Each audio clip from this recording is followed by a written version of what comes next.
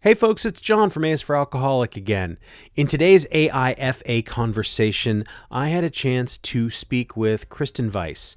She is a woman who, like many of us, started drinking to be the life of the party. And when that party ended, didn't know where to turn. She talks about going to jail. She talks about getting sober. She talks about making jewelry. And it was really a pleasure to have her share her strength, experience, and hope with us, and I hope you enjoy my conversation with Kristen Vice.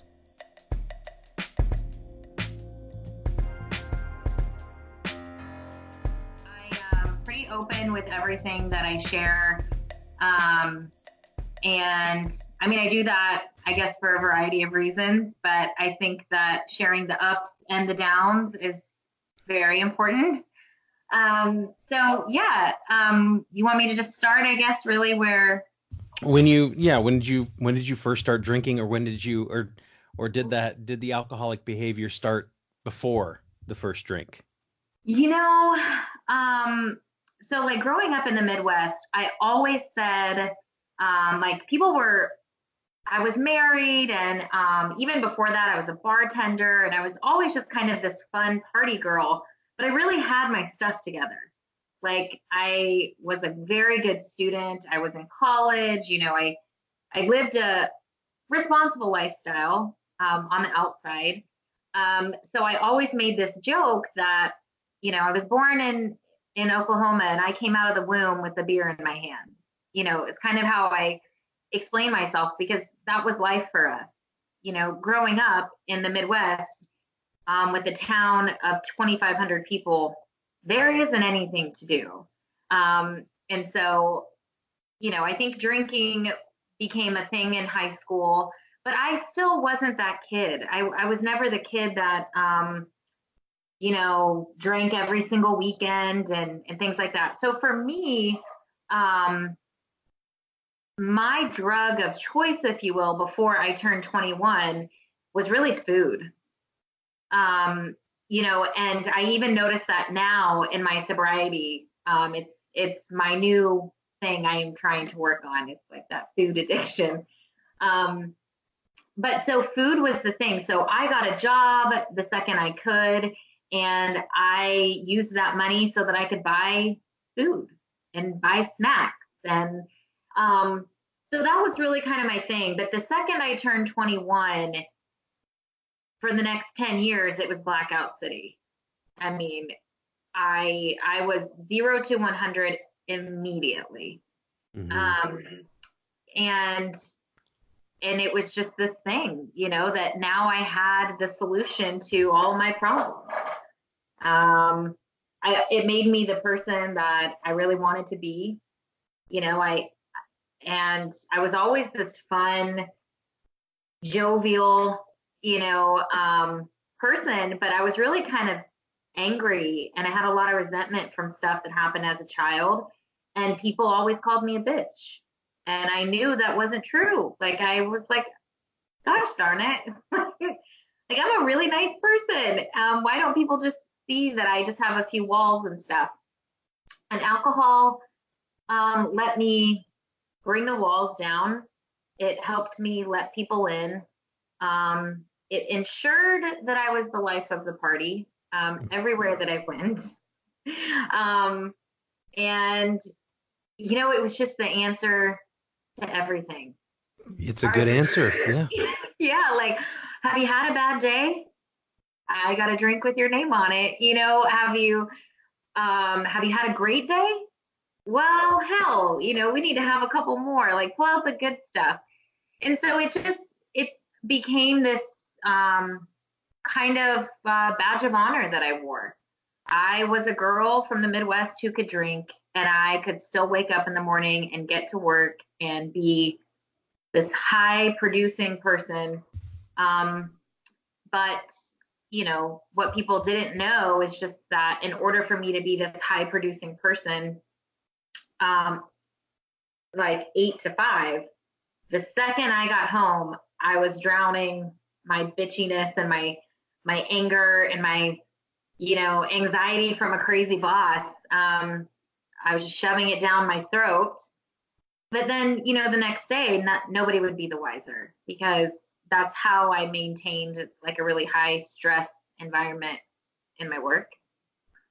And then it really didn't become what I saw as a true problem until I started going through relationship issues with my ex-husband. Mm-hmm. They talk about in alcoholism, like you can never turn a cucumber back into a pickle. Or wait, the other way around, right? Yes, you can never turn a pickle back into a cucumber. Yes. Yeah. So I think I was teetering on this. I'm still a cucumber. I'm still a cucumber person. And when I went through the final years of my relationship, I was a full blown pickle. And there Did was no. did your husband drink as well at the time, or your ex-husband? Yeah, yeah. I had a lot of resentment towards the differences between him and I, because I was a type of drinker that I drink in public, I drink socially, and I also drink at home. Um, and he was an at-home drinker, and I wanted to be out. And so I would be out, and getting him to be out was kind of hard. And so we had these schedules that actually worked out perfectly for me because he was a fireman. He'd be gone for 48 hours at a time. So those 2 days he was gone, I could go out. I could be party Kristen. I could be the center of attention. No curfew, nobody to answer to type of situation. And then on the days that he was home, we were at home drinkers. And as things kind of started spiraling in our relationship, I obviously spent more and more time out and about. And that persona of a person that I had when I was in public was not attractive to him. The party person, yeah, he, he would never say that, but he would make these quips like, Kristen's the center of attention, just like she likes it. And I kind of wrestled with that after I got sober. It's like, what's wrong with wanting to be the center of attention? But it was too much. I mean, I totally understand why he didn't like that. But what had happened really was that he was making me feel so terrible about how much I was drinking, and really, really made a big stink about it. He had every right, by the way, to make a big stink about it. But what I had found after he had moved out was lots of hidden liquor bottles within my home. And so he very, very much so we fed off of each other. And I know now that being sober, I wouldn't have been able to be in that marriage and be sober. Right. So, yeah. I mean, that's kind of the really short story. So you're in this relationship that's not going well. Yeah. A lot of it to do with drinking on both parties. Right. But yours also, you were wanting to go out and have fun and be the center of attention, and this was not okay with him. And so this relationship ends. Yeah. So what's interesting about my relationship with my ex is that we were high school sweethearts. Okay. And I had a stepfather who was an alcoholic, and he was, they say girls with daddy issues will marry the first boy that gives them any attention. And I have a great relationship with my real father, but I didn't live with him. And my mom was often taking care of the other two kids that she has, my brother and sister. And so I was often left alone with my stepdad, who was a drunk. And so it was not a great place for me to be. And my ex and his family really took me in, and it was just this really safe place for me. And I ended up marrying him because he was in the military. And he's still probably the love of my life. He's my best friend. And this drinking led to lots of bad decisions on both of our parts. And we were together a total of 17 years, married 9. And we both just decided that, we don't have any kids yet. If we're going to start over, now's the time. And so we kind of made that decision. And my divorce became final 1 month after I quit drinking. So 2 of the hardest things you could probably go through, I think it, like, scale of 1 to 5, they might be 4 and 5, pretty tough things I did simultaneously. And I'm really grateful for that because I was a mess. So you said you were together with this person for 17 years and you had been drinking for all of that. I mean, Yeah, I mean, legally 10 years of that. Yes, yeah. So there was But drinking in the house at a younger age than 21, or you said it was mostly food that. I mean, there was drinking, but it wasn't anything Okay. excessive. But the second it became, because I was a really good kid, like the second it became legal, Got it. then we went crazy. Got it. But before that, it was just general high school debauchery. Like I never had a fake ID. Maybe one weekend every month or every other month as a high school student. I don't know what's normal. Maybe I'm not normal, but that seemed normal to me. Hmm. So what was so through all the drinking and then, the divorces or the relationship is ending, what was the moment of clarity, or what was the turning point where you said, or did you have a moment of clarity where you said, I have to stop this, or this needs to end, or was there one Well, single thing or a series of things? so I was kind of getting to this point about 6 months before I had quit drinking, um, where I knew things were out of control. I was sick in the morning. I didn't care. I had kind of lost my will to give a shit, really. I was really sad. And if I didn't wake up in the morning, I think I would be just fine with that, at that point in my life. And I had reached out to an old roommate from college who had gotten taken to a treatment center while she was still my roommate, and I never saw her again. Um, and I had no idea she was an alcoholic. I had to go clean her room up, and I found all of these vodka bottles, and it was kind of this thing that we never talked about ever again, and I never saw her again. But that summer, she had came to the city that I lived in, and I remember reaching out to her and just saying, like, what do I do? Like, I'm in so much pain. What do I do? Like, this is not, I can't live this way. Hmm. It hurts so bad. I'd never lost anybody like from like a death. So I don't know what it was like. And she told me, she gave me a lot of advice. I remember I joined some sober support groups, and just my spiral just, kept going. And what I don't share online, because I have a specific reason for it, and I'll share it with you, but is that my ex-husband and I still maintaining a friendship. He was supposed to help me move out of my apartment, and he blew me off. And so I did the sober thing, or I did the right thing. I took an Uber to the local bar, and I got tore up. I took an Uber home, and I knocked on the wrong door. I was trying to get into the wrong apartment. It wasn't my apartment. And this went on for a long period of time, to the point where they called the cops. And I got a public intoxication arrest literally on my front doorstep. By the time the cops had gotten there, I was already at my front door.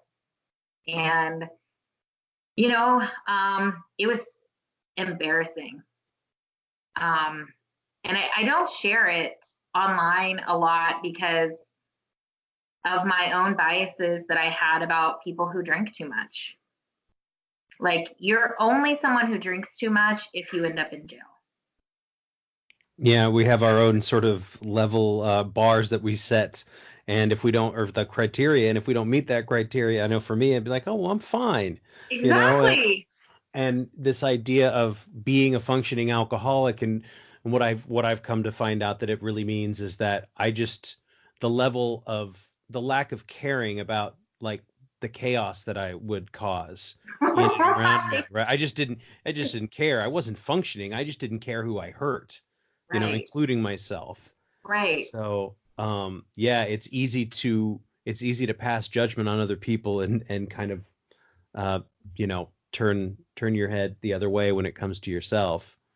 Yeah, and I see it. I'm like, I try to be as, um, I don't know, I try to get as involved in things online as I can. I love to hear people's perspective on things and hear their stories. I think that's where we get more inspiration and more drive to stay on the road, right? The path. Hmm.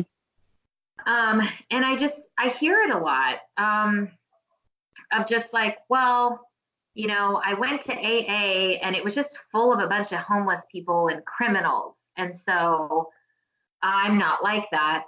And I don't want to, and I hear it when I talk to my friends, like, well, he didn't get a DUI or something. And I'm like, as if that makes it okay. Hmm. Like, and so I really want to open the discussion up to something more than that. Like, here's somebody who's sitting in front of you that at one point I was married. I pretended to have my stuff together for so long. I had a home. I was debt free. I had chickens. I had fruit trees. I am educated. Like, I have all of these things. And I have a by all accounts, a pretty good family, and it still happened to me. And so I really want the conversation to be more about that than Hmm. about that one internet troll that's going to say, well, we didn't get arrested, Right. because it exists. And I just want the conversation to be different. Yeah, and that's fine if for that person say, "Oh, well, if I didn't get arrested, then I'm fine." And I've always found that, and maybe you agree or don't, but it's really something that you have to decide for yourself. Right. Because Absolutely. because people could have told me all day that I was an alcoholic, but it wasn't until I really, and I said it for a very long time too, but it wasn't until I genuinely um, believed it that I was willing to change anything about myself. Um, Absolutely. and so you reached out to this friend who had gone to treatment, and what happened after that? Like, did you seek treatment yourself or? No. So I didn't, to be honest, like, I still didn't have the tools. Mm-hmm. Still didn't have the tools. She didn't live here. And talking to her over the phone was great. But it's what I needed was somebody to hold my hand. Literally, I needed that at that point in my life. I needed either somebody to sit with me in my house and make sure I didn't pick up a drink, or somebody to pick me up and take me somewhere, because at that point I couldn't stop. But the idea of entering into a treatment facility didn't cross my mind. At this point, I hadn't gotten that far. I couldn't see past what was happening in front of me at that very moment. And so she had given me some advice that was just, you have to feel through it. And that's great. But what does that mean? I've been avoiding feelings for 10 years. I don't know. And before that, food was a great mechanism for me to avoid feelings. So I really don't know what the hell I'm doing. And so I had that was about, from when I spoke to her to when I got arrested for public intox, was like 6 months. Mm-hmm. When I got arrested for public intoxication, it happened over a holiday weekend. It happened on a weekday over a holiday weekend. So I, for a public intoxication charge, spent 5 days in jail. And that 5 days was the detox that I needed. And I was sick. I didn't belong in jail. I probably should have been in a hospital.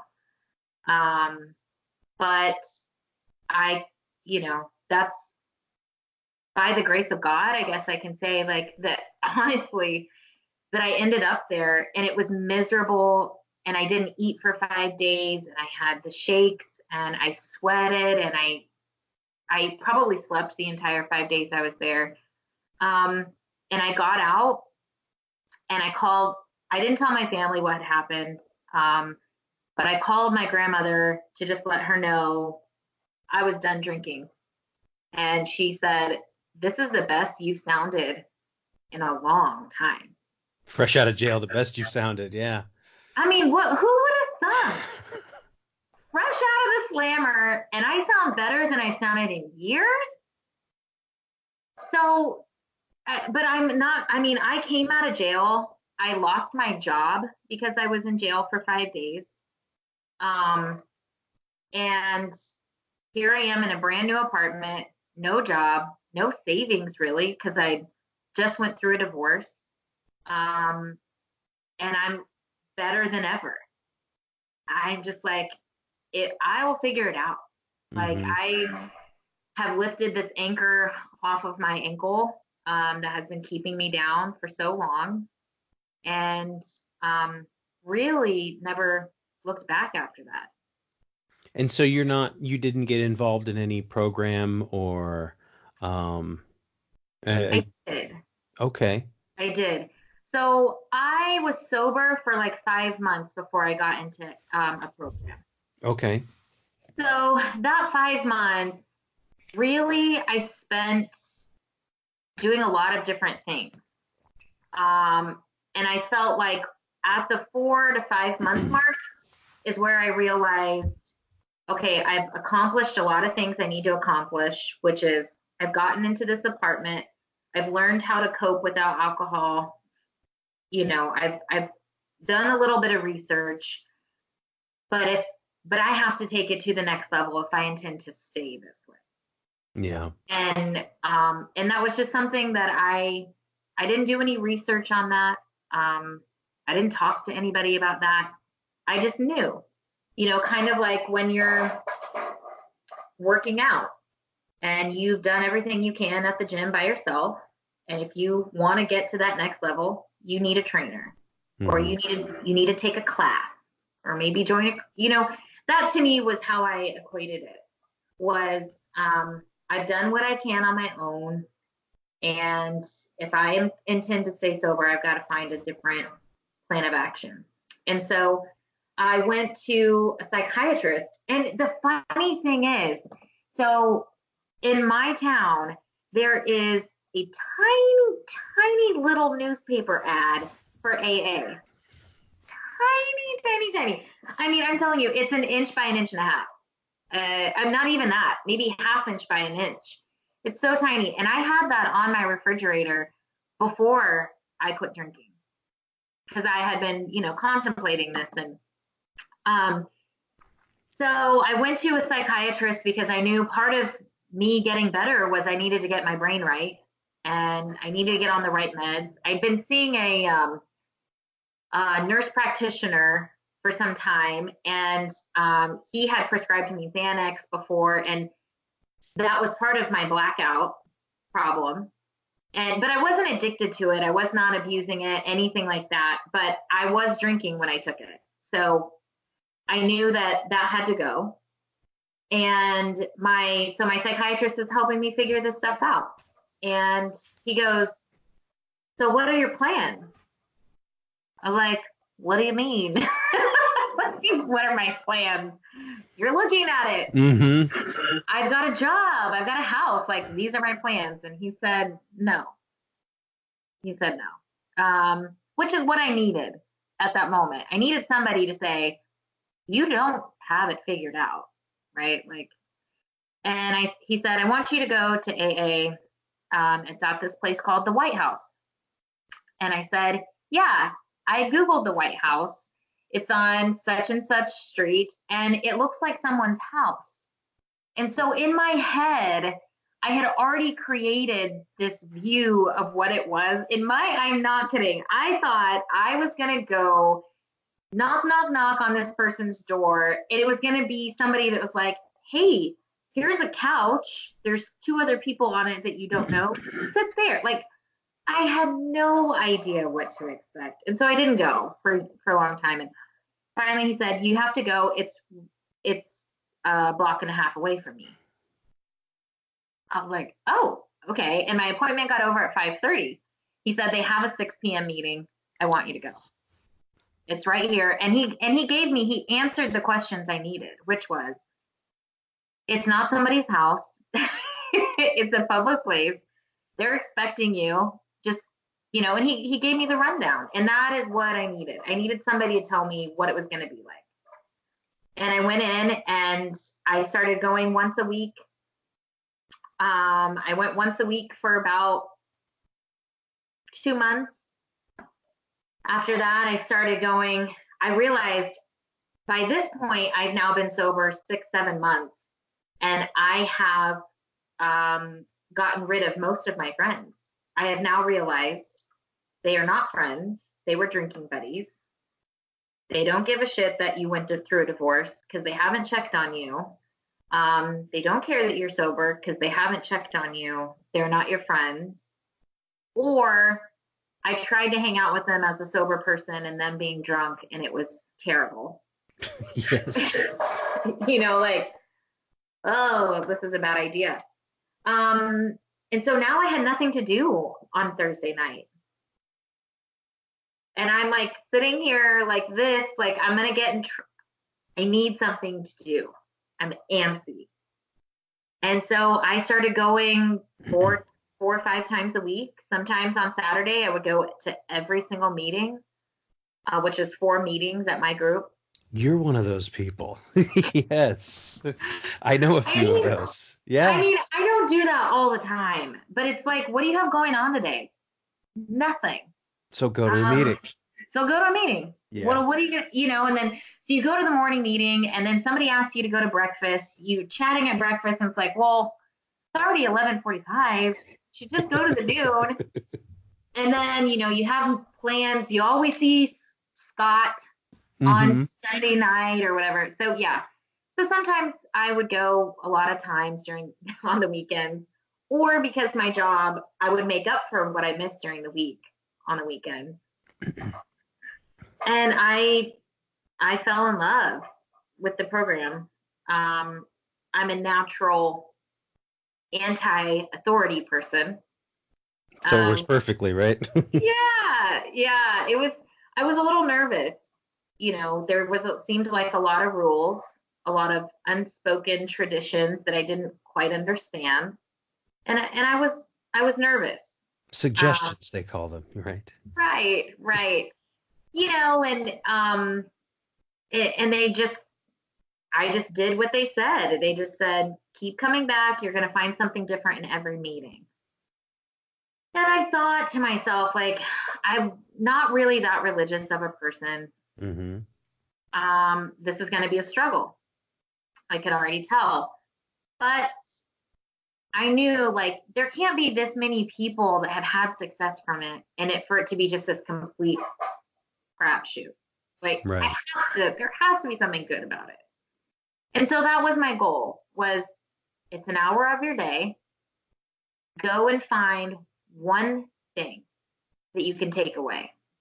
And majority of meetings, I found 3 or 4 things that were great takeaways. And it just became something that I missed when I didn't have it.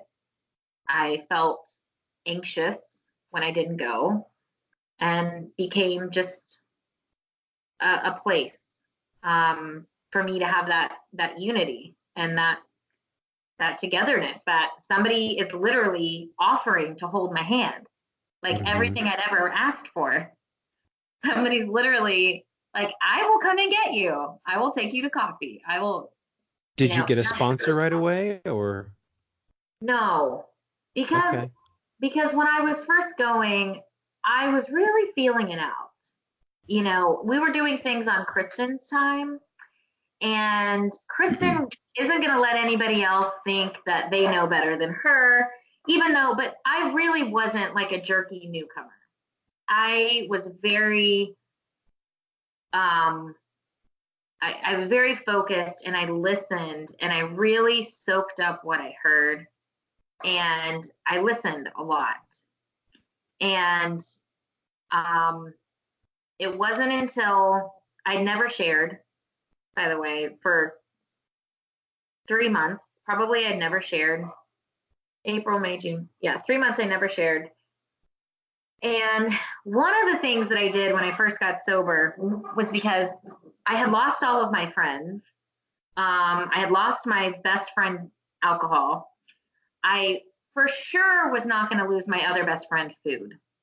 And so I still wanted to go to the restaurants that I liked to go to and eat the food I like to eat. But they knew me so well that they would always have an alcoholic beverage waiting for me. Like, I would come in and it would be there. So Mhm. I had to train the people around me that I was not drinking. Because, like, I'm sure right? Like, how many times have we said, ah, I'm not drinking, right? And Mhm. it doesn't stick. 2 months into my sobriety, I remember meeting a friend and like, of course we'll go sit at the bar and I know the bartender and I'm not drinking and I'm not going to drink and he slides this new drink he's working on and he doesn't really, I'm like, I didn't make it a big deal or anything, but it was my reaction. I just grabbed the straw and tasted it and I was like immediately hit with this like flushness and I felt, oh man, what's going on here? What have I done? Have I ruined everything? And and just so when you talk about having to retrain people, that was a big eye opener about where I would sit in a restaurant, who I would sit with, and to be even cognizant of my own behavior, which was not Right? far from slipping back into what I used to be, you know. Absolutely. Um, I really wanted to train the people around me because I am I'm a group person. I thrive in a group, which is why AA works for me. I understand not everyone likes that, but I thrive in a group. And so peer pressure, accountability, everything that comes with the group, the good and the bad. Hmm. And so I really needed to train the people around me that I cannot drink. I cannot. And if you don't support me, I had no problem saying, I will never hang out with you. But those that still supported me and helped me along in my journey, they stayed around. They were for a little bit. But so what I did was I made these sweatshirts that said sober AF, Hmm. and I made these sweatshirts and I wore them everywhere. I'm not kidding you. I wore them everywhere. So when the bartender would say, Kristen, you still not drinking? I'd be like, no, no, not. And they were like, wow, because they see it all the time. People that say they're not drinking and then a month later they're back. So, Hmm. I mean, I was just like, no, I mean, I would just throw my shirt up and like tell everyone, no, can't you see my shirt? And so, because of that shirt, I happened to wear it to a Friday night AA meeting, and a woman was sharing, and her name was Becky. And Becky was sharing her story, and I was tearing up. I was crying because it had just hit home to me. And that shirt, the person who was leading the group saw me, and nobody was sharing, and she was like, "Hey, you." Hey, hey, I'm like, oh no, I just made myself a target, and she chose me to speak, and I thought, now's the time. I've been coming long enough, and I shared, and I didn't cry.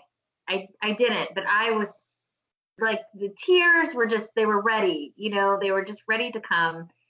And afterwards, Becky came up to me and said, I'm so glad that you're here. Do you have a sponsor? And I said, no, I don't. She's like, well, you need one because the relief doesn't come until you work the steps. And I was like, well, hold on, Becky. I was like, I'm really getting a lot of relief right now. And she was like, no, I'm sure you are. But, you cried almost every 5 minutes in today's meeting. She's like, you're hurting, like, let me help you resolve some of those issues. And so I said, do you want to be my sponsor? And she said, yes. And she shouldn't have said yes because she was not a great sponsor. Great friend, not a great sponsor. She couldn't commit to me because she has her own life going on. And so we kind of chatted every few weeks for the next few months until she fell off the face of the planet. So I knew I had to get another one. And it was just a matter of, hey, hey. It was just a matter of me finding somebody whose personality fit with mine. In my home group, there's not a lot of women that come. It's a lot of men. And the women that do come are pretty much like they have their books are full because we just have so few women. So I finally found a woman who talked like me and she acted like me, and I thought I'll ask her, and it's been great.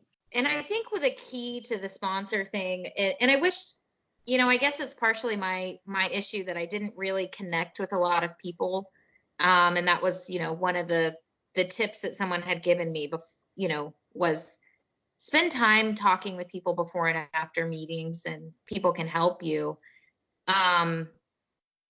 But one of the suggestions that someone had given me after the fact was you should start out with a temporary sponsor. And, somebody who can just kind of help you along until you find, so you don't feel like you're stuck with this person for the rest of your sobriety. Yes. I think that's an important thing that people get stuck on. And, my buddy, his dad, who's been in the program since, I don't know what, 1989 or something like that, he's like, I was talking to him about finding a sponsor or something, and he's like, well, you don't have to marry the guy, and if it doesn't work, like, then go find somebody else. And if that one doesn't work, then go find somebody else. And not everybody is made for everybody. So, find somebody who jibes with you.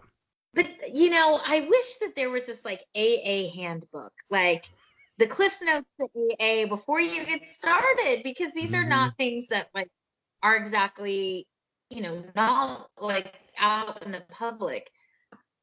And so, and I had a lot of anxiety about that, right? Like, I don't want to break up with this person, and it's like I agreed to marry her after knowing her for 5 minutes.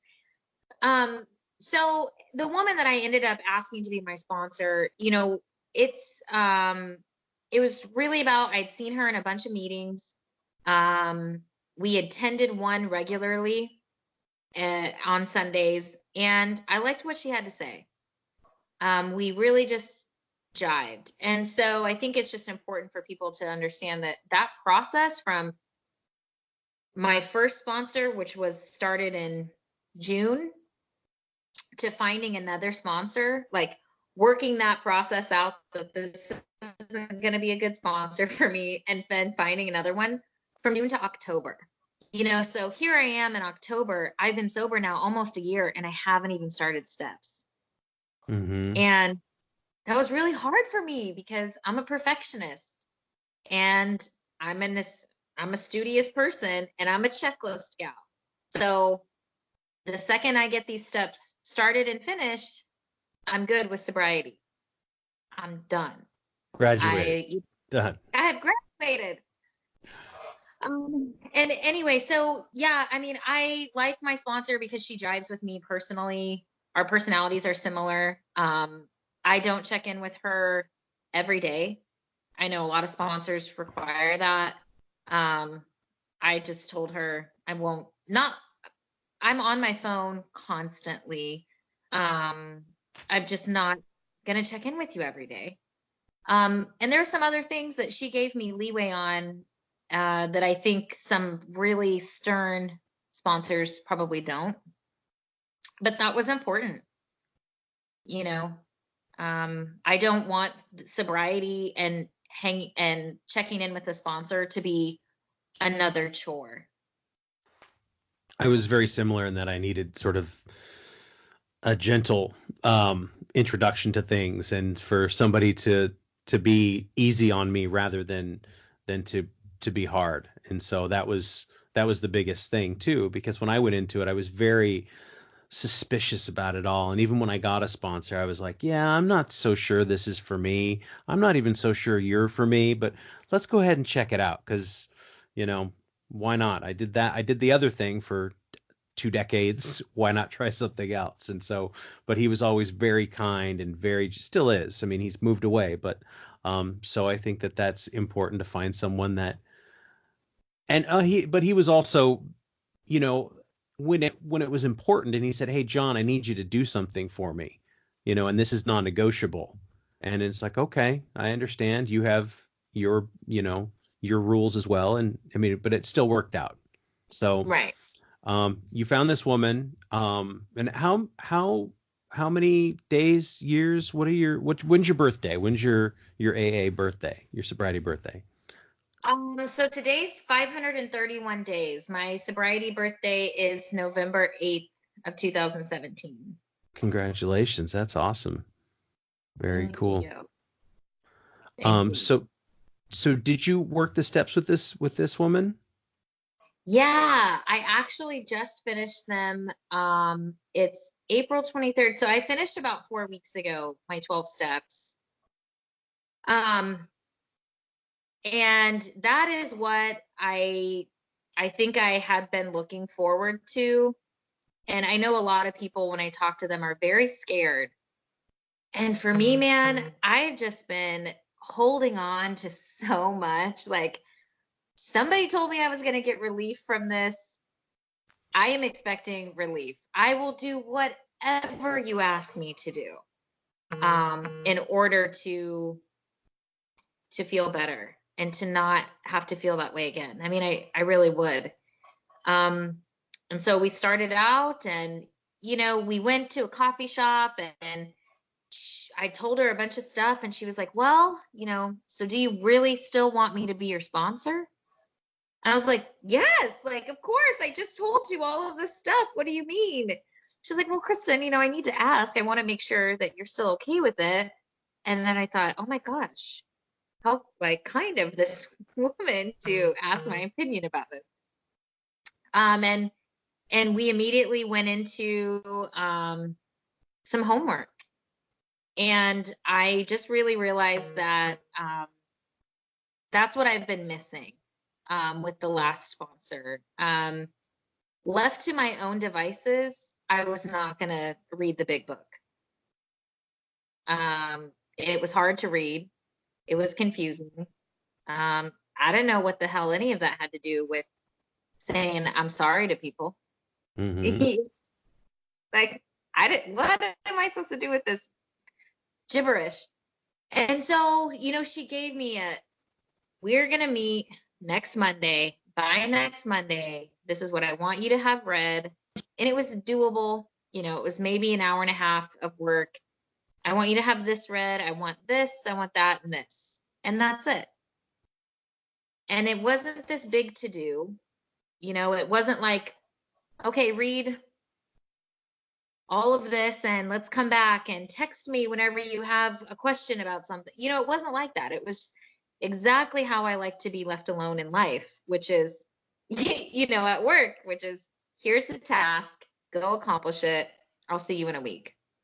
And so every week we met at this coffee shop, and we talked about stuff, and we set a new one, and it became like new homework, and it became something that like I just really enjoyed. I I started going to big book studies, started going to 12 and 12 studies. And I just, just really invigorated me. And I felt like there's a path for me. And I don't really, I mean, the only thing that I really struggled with was my amends.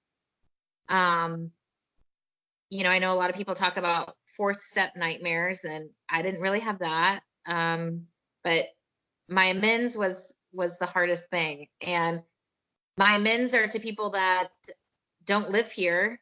I'll never be able to probably talk to them in person. And so I had to write letters to some people. And I wrote these letters, and they were sitting on my desk at work for 5 weeks, maybe. Like, I'm not gonna mail these. Like, I'm not mailing these. And I came into work one day and they were gone. And I was like freaking out. Oh my God, who moved my letters? Who moved my letters? And this guy was like, Kristen, they were stamped. Looked like they were ready to go. So I just put them in the mail for you. Just doing you a little favor. Yeah. What about God doing for you what you cannot do for yourself? Mm-hmm. Yeah. And so I put the letters in the mail. To be totally honest with you, I don't think anybody even got the letters because months went by and I was just like, I haven't heard from these people. And some of them we don't have each other's numbers and we don't have a way to connect. But there was two people in particular that I'm like, why have I not heard from them? Anyway, I could have taken that and ran with that in any direction that I wanted, but I just was like, it's their choice to not respond. That's their right. But what actually ended up happening was one of them was to my ex-husband, and he lives in Afghanistan. He works there. And so the letter had to get to him. And so it took some time. And I got a text message out of the blue that just said, hey, I wanted to let you know that I got your letter. I was really having a terrible day. That really helped me get through it. I don't usually understand stuff like this, but I think I get it now. I just want to tell you thank you. That's great. It was like, I cry. I mean, I'm almost about to cry now. It was just really great because they can respond anyway, right? Mm-hmm. It was just great to see that, like, to let go of that selfishness, that it's really not all about me. I've done some things that have really hurt some people. And to see that something I said helps them move on in their life, for me to apologize for stuff. And by the way, to write a letter where you can't say, so I'm sorry for blah, blah, blah, but if you remember correctly, you, Mm-hmm. like, there is none of that. It is legitimately just saying, I did this and I'm sorry. No reason, no justification, no excuse. And, with each step, I just felt kind of reinvigorated and just, yeah, I'm like even more hardcore about AA than I was before I started. So you're 18 months sober, thereabouts. Um, Yeah.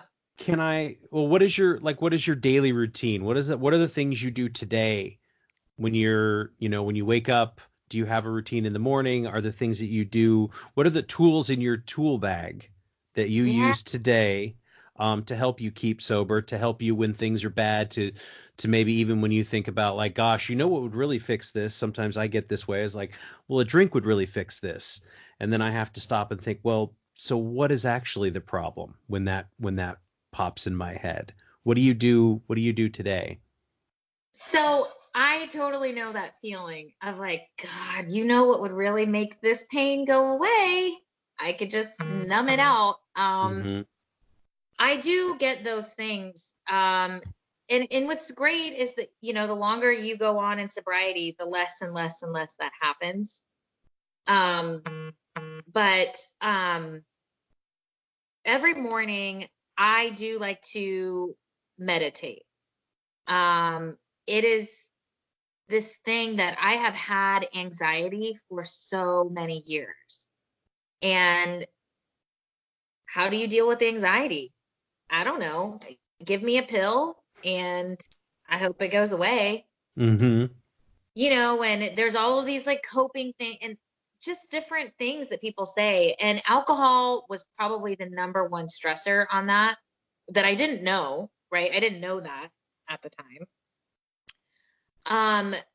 But I started looking into a friend of mine who is into Brazilian Jiu-Jitsu, introduced me to Wim Hof breathing. I've heard of this person. Yes, I've heard of this man. Mm-hmm. And so I had done some meditating before, and to be honest, I'm always kind of like, you hippies, with you, like, what am I gonna do?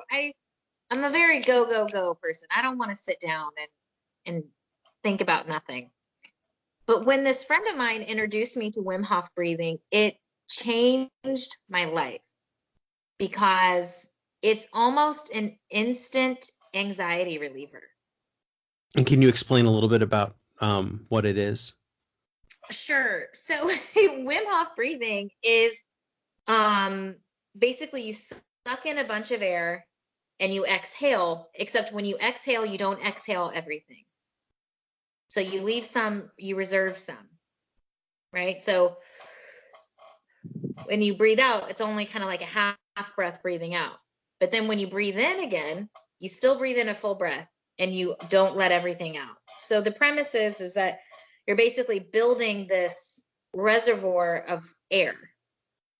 And after breathing like that for 30 seconds and just taking in and expanding your lungs to their max capacity, you should be able to hold your breath for a minute and a half. And I have made it longer than a minute and a half, but that's not even where I saw the relief. The relief is in you can't focus on the stuff that's making you crazy and giving you anxiety because you're trying to figure out how you're going to hold all this air in your lungs, right? And so it's a practice that each time you do it should take about 2 to 3 minutes, really not long. But I do that every morning when I wake up. I do that whenever I'm about to go into a big meeting, whenever I just in general have anxiety and I get that feeling of I'm antsy, I'm restless, I'm feeling something, I don't know what it is, and I'll do that. And what's crazy about it is I'll do it in a restaurant. Like I'm just like, if it works, right? Yeah, because I'm like, all of these people are giving me anxiety, like all this stuff is going on around me. I'll just do it. So I do that. I always like I write a lot of things down. So I either write it down or I talk into my phone. So I just hit the record button and I just talk.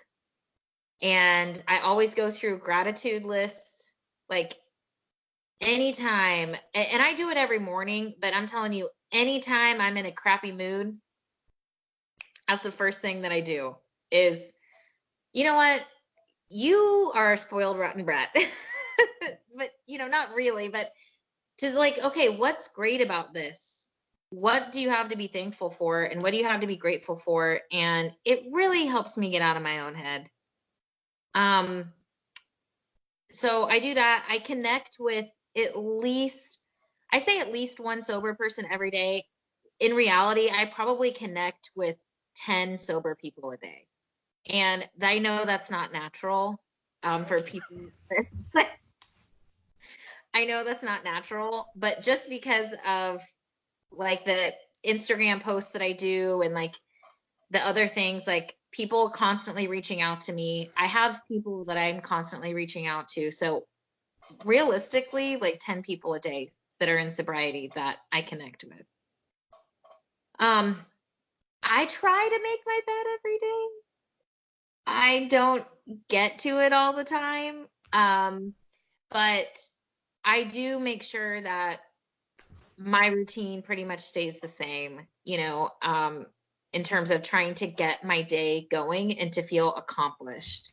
I Mm-hmm. found that really helps my depression. That's the biggest thing for me, because if I don't get started in the day and I don't get up and do something productive, there might as well be a cement wall that is keeping that apartment door shut. I'm not leaving, you Yeah. know. Yes, I do. I know very well that I have these things, and if the checklist doesn't get done of the three things in the morning, then I'm not even interested in the rest of the stuff that I either needed to do or even wanted to do. So, Exactly. Yeah, might as well um, throw it in the trash. it's true. It's absolutely true. Um, that's awesome. I'm just glad that I reached out to you, and I'm glad that we could make this work. And yeah, I just think it's great what you do. And tell me about this. I wanted to ask you about the jewelry too. Yeah. Okay, so like I was telling you, when I first got sober, I made all of these sweatshirts that said Mm-hmm. sober. And I got so many people that asked me to make them for them. And to be honest, like I had no desire to do that. I don't want to have an obligation to you. It was hard work, to be honest. Mm-hmm. And I don't want to, no, your $30 is not worth it. I'm not doing Right. it. But what I needed, I got, like my AA group gives you these junky AA chips. I mean, there's Mm-hmm. junk. And the 1 year one is very nice, but the rest of them are junk. So I would keep those in my wallet. But it got to the point where I would have too many in my wallet, and my wallet was too big, and I wanted something I could wear. So I was kind of looking online, and all I could find was t-shirts. And I can't wear a t-shirt that says sober diet. I mean, and everything is so cute, but I wanted something I could wear daily. Um, and so I've always been a crafty person. So I started making my own.